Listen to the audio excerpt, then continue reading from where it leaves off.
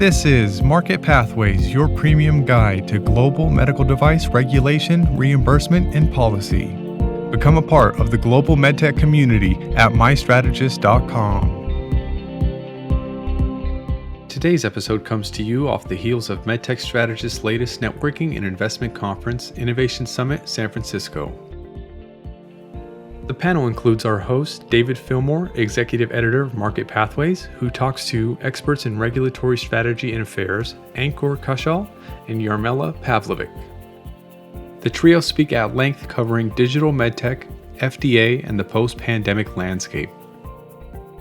During the panel, there was technical difficulty with Ankur's microphone, so you may hear a change in audio during the second half. Without further ado, enjoy this informative inside look at regulatory strategies in medtech moving forward. Hello, I'm David Filmore, Executive Editor of Market Pathways, which is a publication that exclusively covers global regulatory reimbursement and other market access policy issues for the medtech community. We're published by MedTech Strategist. Love for you to take a look at us if you haven't had a chance. Anyway, I'm glad to have everyone here on this last day of the meeting. Hopefully it's been productive for you. Today we're going to talk a bit about some of the stuff going on at FDA with a particular emphasis on digital health. And, looking through the filter a bit of the pandemic and sort of the experience of startups. We have two great panelists here, which I'll introduce in a second. Just generally, I think it's clear that digital health from many of the discussions today is kind of central when we talk about remote monitoring, digital therapeutics, AI, machine learning, and the like, very central to the medtech story, increasingly so as, with this evolving healthcare system, certainly something underscored by the pandemic. And FDA, among, many have taken some steps in that regard and opened up different tools and different new indications, at least temporarily, to patients in this period without the typical approval clearance processes. But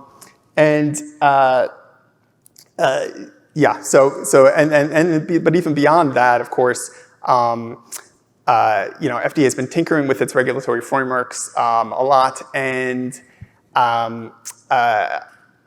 doing so beyond the pandemic, and digital health is sort of at the center of that. There's a lot of creative energy going into digital health, and I think it's a good place to watch just to get a general sense of what's happening at the agency in terms of its evolving approaches. So to talk about chat at list, I have two great panelists, as I said. To my left is Ankur Kaushal, who is the VP of Regulatory and Quality at Big Health, a digital therapeutics company in the area, and I'll let you introduce yourself a little more in a second.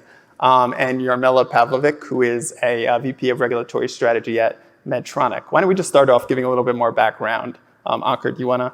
Sure. Hi, everyone. Thank you for the introduction. I'm Ankur Kaushal. I'm leading the regulatory and quality function at Big Health. We are a digital therapeutics company, as you said, software as a medical device in the psychiatric disorder space, with presence both in the US side as well as in Europe. And my background before that has been in some large organizations, including J&J, Medtronic, and Abbott, with increasing focus on software as it relates to medical devices, starting with software in a medical device, and then now, in a large way, software as a medical device. Lots of parallels, lots of reasons why people in the med device industry need to pay attention to software as it relates to the patients, as well as how you get it through the regulation. So I'm a big proponent of software and the role it can play in medical devices, and an enthusiast of the regulations around it. Thanks. Yarmela, you want to? Sure. So as David said, I'm Yarmela Pavlovic. I'm actually a relatively new addition to the Medtronic team. I've been with the company about 4 months and have joined as the VP of Regulatory Strategy, really helping to think about the regulatory strategy for novel and emerging technologies. I joined the company that has a long foundation of development of very crucial and critical medical technology products, and is really, as part of our sort of looking ahead to the next 10 years, really reinvigorating some of our work on the more technology side of our portfolio. And so, to your point, leveraging a lot of the types of technologies you mentioned, including AI-enabled devices and and really thinking about the interplay, what kind of capabilities can we add by leveraging software and data analytics. I come before my time at Medtronic from a long history of regulatory consulting with really an emphasis on digital health and AI oriented products, and was working for companies kind of across the spectrum from large to small, and from med tech to pharma to tech. And so glad to be here. I think this is a really important topic. Great, thanks. Well, and by the way, if any questions come up and anybody just wants to hit any of the microphones or put them out at any time, just feel free. Why don't we start the conversation with, how many conversations unfortunately still start and are involved with the pandemic and some of the context and knock-on effects from that. As I mentioned or alluded to, FDA has opened up some, emergency avenues to access of different technologies and tools, or at least new indications of tools under what they call enforcement discretions. And that's something that, maybe created some opportunities for some companies during this period, but also maybe raises some questions about what happens next and things like that. Ankur, I'll start with you, because I think Big Health has been able to leverage one of those policies. And I know maybe you can provide a little more context of what your product offering is, if it's helpful, and maybe to what extent that's, you've been able to what the FDA pandemic experience has been like from. Yeah, certainly. So it's obviously been a very critical period for the med device industry in general. The kind of products we are manufacturing, dealing with treatment of psychiatric disorders, have been in a special focus because of the mental health pandemic, made so much worse because you actually couldn't go seek the help you needed in person. And so what we're focused on, our products are focused on delivering psychiatric therapy remotely through an application with no human involvement. And so in that way, it is very scalable, and during the pandemic, very applicable to the kind of world we're living in. The FDA obviously has attempted to play a critical role in making sure that we get these products to the patients as effectively, as quickly as possible, while maintaining a certain level of quality. And so the enforcement discretion guidance that you speak of is essentially focused on ensuring that the pathway to the patient is made as smooth as possible, and the FDA has taken positions around putting out guidance that still holds up really strict standards for the quality of your product, for the evidence you need to generate, but temporarily applies enforcement discretion to having to go through the FDA review process so that you can get your products to your patients.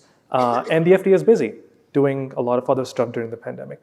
And so we, as a digital therapeutics industry, see this as obviously a recognition of the kind of help our products can deliver, but also the recognition that these products need to be held to a very high standard and have to meet those regulatory requirements even during this enforcement discretion period. And so at Big Health, we have always been very focused on ensuring compliance. And so we have full medical device level quality systems in place, all the associated certifications, ongoing conversations with the FDA, with the focus that while we are going to generate best-in-class clinical evidence, we are also going to make sure that we have the compliance background that provides that added confirmation of the quality of our products. And so on the one hand, there is enforcement discretion. On the other hand, I think the burden of proof on DTX industries is even higher because of the way in which the use has gone up. Right. But of course, even with that, the enforcement discretion is, by its definition, sort of temporary. Mm-hmm. Maybe Yarmela could jump in on this broader question, and then Ankur, what happens next now? Because as we hope to get out of this pandemic at some point, and we've sort of opened up tools like Big Health and other tools, remote monitoring tools and others, to the market in different ways without the typical approval. So how do we move forward from here? How do we think FDA is going to move forward from here, even if we may not have the exact answers? What are some thoughts about what's happening? Yeah, I should say, for Medtronic, we had some technologies that were released under enforcement discretion in order to meet the needs at the time. I think by and large, most of those have now obtained market authorization, using the normal process. So it's not so much a critical issue for us, but so I don't follow it as closely is the point. But my rough understanding is that FDA has been, thinking about this. They're well aware that, at some point they need to wind down those policies and give a clear pathway for companies to understand, what's the grace period that might be provided. They've, articulated in their priorities for guidance documents that this fiscal year, which has just started, there will be a guidance document outlining the process for winding those down. I think that was something that was kind of already in the works in the last fiscal year, but then the Delta surge, I think, sort of made us all put a pause on our thoughts that the pandemic was over. And so, I think we can expect something from them soon, but my impression is that they're planning to be very fair and give, a good amount of grace period for companies to first figure out whether they want to keep those products on the market. And then if they do, clarity around the timeline in which that would need to be obtained in order to avoid any kind of problems. I completely agree. I think it's worth emphasizing that when you have enforcement discretion, it creates a certain amount of uncertainty, and that's not good for business. And so one of the barriers that some companies may have faced out there is committing to utilizing this guidance without knowing exactly what the timeline for it going away is going to be, what the transition will look like. Nobody has been able to predict how this pandemic will proceed. And so the guidance itself is tied to the public health emergency, which allows FDA to put that guidance out there. And so the FDA putting out some clear guidelines for transition is actually going to help industry be more confident in utilizing this during the temporary period, but also preparing for that transition, because the guidance will go away.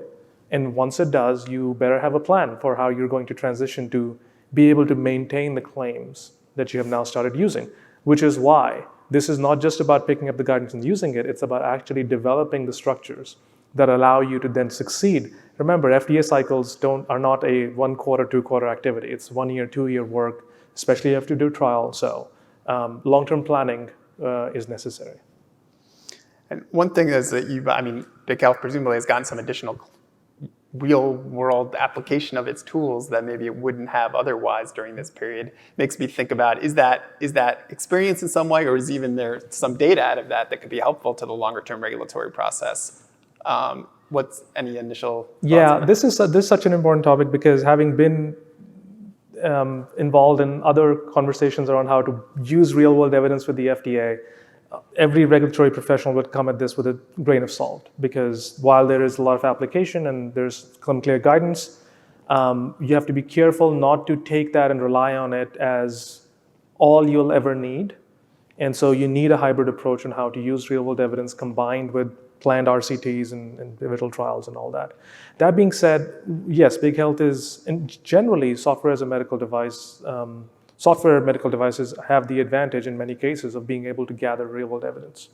Prospectively, it's going to come in, and if you build the database structures to be able to utilize it, it can be very helpful. So we certainly are focused on it. We've had our products on market in the UK for a very long time through the NHS. We just launched to the entire country of Scotland. So we have 2 products that are giving us a lot of real-world evidence. We intend to do the same thing in the US, where we plan to prospectively gather real-world evidence and build case around safety and efficacy, while also being focused on randomized control trials for specific primary endpoints. Yarmela, do you have any thoughts on the broader real-world evidence challenge in digital or elsewhere? Yeah, it's funny. I was having a conversation with somebody this morning about real-world evidence, and I think sometimes there's this perception that the problem is regulators just aren't flexible enough, and we just sort of need to beat them over the head with the idea of real-world evidence. And in my experience, I think FDA and other regulators are open to the use of whatever data might be useful to characterize the performance of a product. It's really about understanding the trade-offs between what uncertainty is created if you're not running a randomized control trial. What do you not know? And so, I think a digital therapeutic is a good example. If you don't have a control, a meaningful control where it's not just, a waiting list or, lack of access to care. How do we think about the benefit that's observed simply from engaging with a tool, any tool, versus the actual therapeutic benefit provided by a specific tool?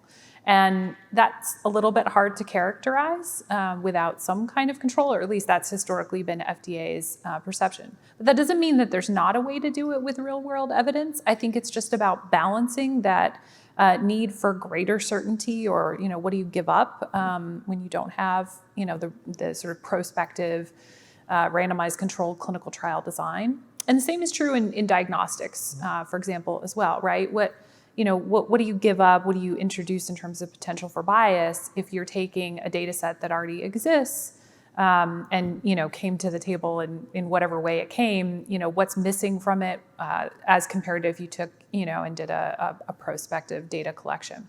So I don't know. It's probably a roundabout way of saying I think regulators are open to it, and it's really about understanding the benefits and the risks of the uncertainty that's created by real-world evidence versus more traditional clinical trials. And take some thought, right? It's not just as simple as you have patients using your device and you have to actually design something around But it. with a good justification, I think any kind of evidence can be useful to your overall regulatory strategy. Thanks for listening so far. This interview will continue after this short message.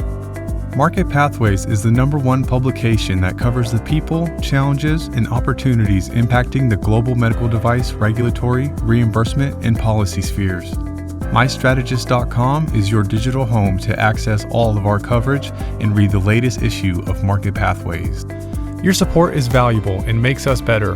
Please remember to leave a review and rate Market Pathways on Apple Podcasts or wherever you happen to listen. I was going to switch. I wanted to get out of, I know we started with some pandemic talk, but it'd get a little bit broader in terms of some of the novel approaches FDA has been talking about or thinking about, particularly with regards to some digital stuff, and some of it may hit broader than that. But the first one I was going to bring up, it's something that people may hear if they, at least pre-pandemic, you heard FDA talking a decent amount about this concept, the concept of the Precertification Program. May be familiar in term, if not detail. And that's something where they've talked about with software companies and digital types of products, putting more attention, I think, and correct me if I don't explain this well, but vetting the companies' processes and procedures, the robustness of their approaches to design or data collection more as a way of gaining trust, and putting less emphasis on product-by-product reviews and maybe not having to do complete reviews as a result of that process. And I was curious to get a sense of, is that something? It's a real different paradigm from what companies typically deal with when they approach FDA. Is this something companies should be thinking about? Is this an opportunity? Is this something that should be on people's mind, or is it really more academic at this point? I don't know if you're Yarmela. Definitely more academic at this point. It doesn't exist as an actual program, except for in individual test cases at this point, which those test cases haven't necessarily provided specific value to the companies or products. But I do think it's something that the agency remains committed to developing. There's a sort of effort through MDIC to stand up a digital health vertical that will be one of the things that they work on, sort of public-private collaboration to kind of figure out let's take the working models that were created and the pilot program learnings and kind of continue to move that forward in collaboration with FDA to try to figure out a framework that works well. I think the pilot program that's occurred so far has done some work to kind of flesh out the excellence appraisal and some of the benefits, the streamlined review, but not really the costs. We don't understand those, especially in relation to post-market data collection, which I think has always given me a little bit of pause about how we operationalize that. I will say, though, I think we've actually made a bit more headway on the use of predetermined change control plans with AI-enabled products, which leverage a lot of the same concepts, right? Can we agree in advance on a framework for making changes to a product that then if we go forward and do that, we won't need additional marketing authorizations? There's only been a couple of them authorized by FDA to date, and now FDA is having some uncertainty about whether they can authorize them outside the context of a de novo application and a product category that includes it as a special control. So, working on that in terms of making it available through the 510K program as well. That's a goal, I think, for industry. But I think there's a lot of good lessons there in terms of the ability to reach agreement in advance and really think through some of the technological and scientific questions related to changing a product over time that allows you to then get the benefit of iterative changes with machine learning that we otherwise wouldn't really be able to realize in medtech in the way that we should. And I think that we can do very safely and effectively and responsibly if we have a good understanding up front. Yeah. I mean, that brings up there's so much focus on that AI machine learning, and that's come out of it. I know predetermined change seems to be like an interesting concept for regular. I mean, because obviously device modifications are a thing that FDA has been dealing with for a while, but it's like a different approach. I don't know if Ankur, if you've if that concept in particular or anything they're working on within the AI machine learning world is something that's caught your attention as important for the industry stakeholders? No, it certainly has. To Yarmela's point, the Precert program came out of the necessity to deal with the challenge that you cannot regulate software medical devices the way you do normal, traditional ones. In that software medical devices move at a different pace. You can do, if you have agile software development practices, you can do a release every 2 weeks, and so you're doing change control every 2 weeks for a medical device that is regulated by the FDA. And so traditional systems break down, and Precert came out of that.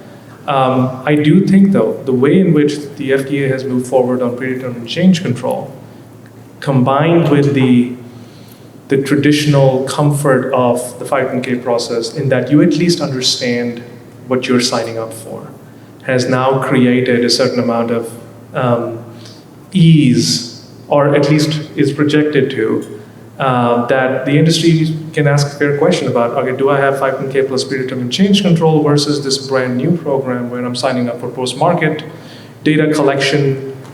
Which one is on balance better for me for my company? And so those are fair questions worth asking. I think Precert remains extremely valuable in that where software is headed in medical devices, some of those challenges will not be solved outside of giving it a certification level control that the Precert does, and moving away from change by change assessment of the product. But I think giving us a predetermined change control based approach in the meantime is a nice bridge in that direction. Great. I will say too, I mean, for non-algorithm based software products, the FDA's device modifications guidance already provides quite a lot of latitude to make changes to a product without needing a new 510K. So I mean, it's not to say that there aren't other kinds of products where it is a challenge, but I really think the most critical area where we can make big headway in terms of regulatory efficiency paired with good science is in the sort of machine learning AI space, where I think there's the greatest need. Right. Another, as time ticks down, I'll click to the next innovative pathway I was thinking about that has a little bit more broader sweep, but certainly has gotten use in the digital space as well as elsewhere, and is getting a lot of attention, I think, by companies as the breakthrough, pretty established at this point, the breakthrough program, breakthrough devices. And, it's hard to not go a day without seeing a press release of at least one company announcing their acceptance into the breakthrough program. So it's obviously gotten a lot of attention. I know it has some reimbursement implications nowadays too, so that's part of it. But one wonders, especially in the context of resource constraints at FDA with the pandemic, and how much practical impact being a breakthrough device really is. Does FDA really have time to give that extra attention they're supposed to be giving to these products as the advantage? So I wonder, is the breakthrough program something that you think is worthwhile in many cases, is something that should be taken advantage of when possible for companies? Does it take extra time that it doesn't need to take? What are some thoughts about that? Yeah, I mean, I've worked on quite a few breakthrough products. On balance, I think it is definitely a net positive program. Forget about reimbursement, which I think is kind of on pause right now, as I understand. It's not my area of expertise, but maybe we'll see something reinvigorated there because I think there's a good case for it. But putting that aside, I think just for your interactions with FDA, it is a net positive. I think there's been some swirl in industry about, well, maybe it's negative because if you look at the breakthrough timelines versus other products, but I don't think it's a fair comparison because breakthrough products are by definition meeting an unmet medical need for a serious or life-threatening condition, right? It's already sort of the hardest category of products from a regulatory standpoint. And in my experience, it definitely expedited the process of engagement with FDA and reaching agreement on regulatory strategy and data collection and all of the issues that you have to engage with them on no matter what. So I think it was really quite a positive program. But I think your comment about FDA resources is a good one because, and especially during the pandemic, I mean, they're down a lot of staff and they're stretched pretty thin. And in areas like, in vitro diagnostics, where everybody got allocated to reviewing, COVID EUAs, the diagnostic test EUAs. I mean, they just really did not have the bandwidth to manage this during the pandemic. I think as we start moving into the post-pandemic period, whenever that happens, whenever we all get certainty in our lives again, I think maybe that will start to level off and there, we'll see how that bandwidth plays out. But I kind of feel for them because it's a good program and it's really helpful. But if it stretches them even thinner than they're already stretched, that's a challenge for the agency. Yeah, okay. I'll second the value of breakthrough purely from a regulatory perspective in getting increased collaboration with the FDA. And this truly is collaboration. Based on recent experience, the FDA has committed to, at least in our direct experience, resources to make sure that breakthroughs get reviewed appropriately and that robustly at that, and that it's given the attention the program deserves on the back end if you get approved. Breakthrough has, I can speak very briefly to the reimbursement aspect of it. Yes, we don't have the pathway that had been proposed during the last administration. Yet that pathway isn't necessarily dead, and I'm sure it'll come up in another form. MSA you're talking about. That's correct. Yes. The MSA, and it will. It is very likely to come up again because it is very favored by the industry.